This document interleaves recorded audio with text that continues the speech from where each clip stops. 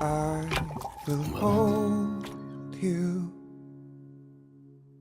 and protect you. Several game journalists were recently invited to the Kojima Productions studio in Tokyo to sample 30 hours of next month's Death Stranding 2 on the beach, offering up our first concrete details about Death Stranding 2's gameplay mechanics, new story details, how the game stacks up against the previous entry, as well as KGP's Metal Gear Solid games.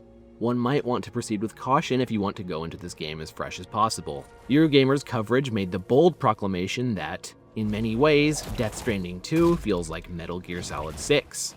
Citing Death Stranding 2 as an extension of the open-world game design and balance of stealth and action featured in Metal Gear Solid 5. The game worlds of Mexico and Australia, the main settings of Death Stranding 2, are littered with enemy bases Sam will be able to infiltrate.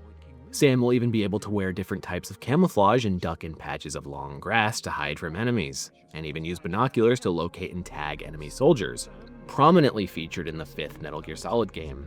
Eurogamer described Death Stranding 2's story as requiring intimate knowledge of the first game's narrative, as an optional story recap found in Death Stranding 2 reportedly is not particularly effective. Fortunately, Death Stranding 2 will feature an interactive in-game encyclopedia known as Corpus to help players keep track of character and story details. You can even use the Corpus feature during in-game cutscenes if you find yourself confused during various story revelations. We really could have used something like this back in Metal Gear Solid 4.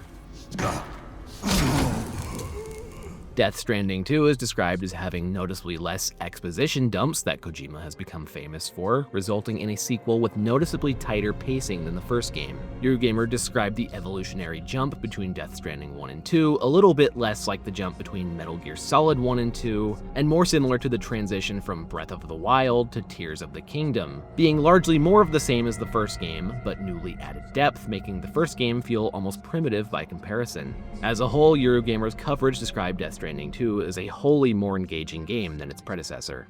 This time around, players will have access to a music player available to listen to at all times in the game world as opposed to being restricted to private rooms. This is a little disappointing to me, as it seemed that licensed music in Death Stranding is only supposed to play at key moments in environmental traversal, but I imagine many are going to be happy at this newfound freedom. Following the tragic and untimely passing of Low Roar's lead singer, Ryan Kurzija, Eurogamer reports that French singer-songwriter Woodkid now takes the lead as the prominent musician featured in the game. As per IGN's preview of the game, Death Stranding 2 will feature a day and night cycle not seen in the previous game, that will influence the game's approach to stealth. Once again, in a similar fashion to Metal Gear Solid 5, daylight will allow player better visibility, but giving enemies the same advantage, while nighttime infiltration allows players to sneak under the cloak of darkness. Earthquakes and flooding will now occur in the game world, challenging the player's deliveries. Sam will now even be able to quickly remove his entire backpack in real time, greatly enhancing Sam's flexibility on the go when needed. Players will now be able to toggle an aerial camera, which allows players to view Sam from a wide, landscape-spanning cinematic camera angle. Death Stranding 2 will also feature player adaptive stats. For example, and as noted by PlayStation Blog, if a player spends more time traveling rough terrain with unstable footholds, the player's ability to traverse rough terrains will improve. As per Game Informer's coverage of the game, the 25+ hours they got to play of On the Beach only made up about 40% of the game's total runtime, according to director Hideo Kojima himself.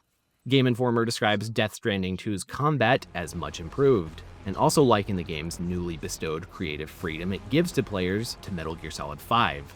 Game Informer also emphasized that there is at least one action-packed and seemingly vital cutscene players will miss if they choose not to travel through a specific area during a certain delivery, so be on the lookout during your playthrough. Finally, Game Informer ultimately labeled Death Stranding 2 a perfect sequel. As for new ways players can transport cargo across the game worlds, the new monorail system can carry resources, Sam himself, and even entire vehicles. Speaking of vehicles, the sequel opts to give Sam access to a vehicle almost immediately, whereas the first game had you play for several hours on foot first. And while this does not cover the massive amount of information newly revealed about Death Stranding 2, this is what I felt to be the most noteworthy information with as few spoilers as possible. It's hard not to think Konami's upcoming Metal Gear Solid Delta Snake Eater has some fierce competition now, knowing how Metal Gear-like Death Stranding 2 actually is. For more coverage on Death Stranding 2 and Metal Gear Solid Delta Snake Eater, including our eventual reviews of both games, stay tuned to Second Act.